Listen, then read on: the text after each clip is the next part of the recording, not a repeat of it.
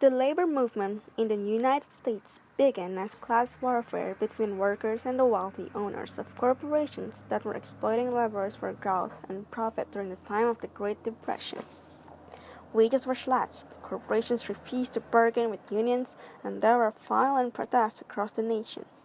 The working class began to strike back with unemployment marches and demands for worker rights. However, the wealthy class that ran the country and its corporations fought back with violent resistance to strikes. In 1933, the National Recovery Act allowed workers to form unions and bargain with employers. Strikes and labor unrest were still met with violence and police brutality during the Depression era.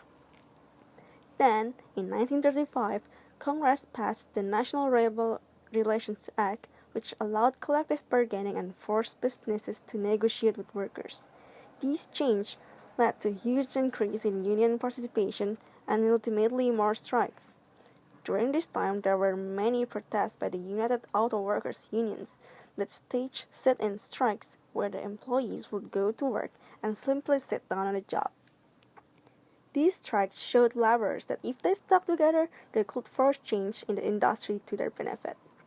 This in turn led to the creation of the Fair Labor Standards Act in 1938 that created both the minimum wage and the standard 40-hour work week to protect workers and ensure their prosperity. All of these changes allowed workers to advance their rights and ensure that they would also prosper, helping to create a strong middle class. However, this change did little to help African American workers as they suffered from massive unemployment and were largely ignored even as these new policies to assist workers were created and expanded since the civil rights movement had not yet begun.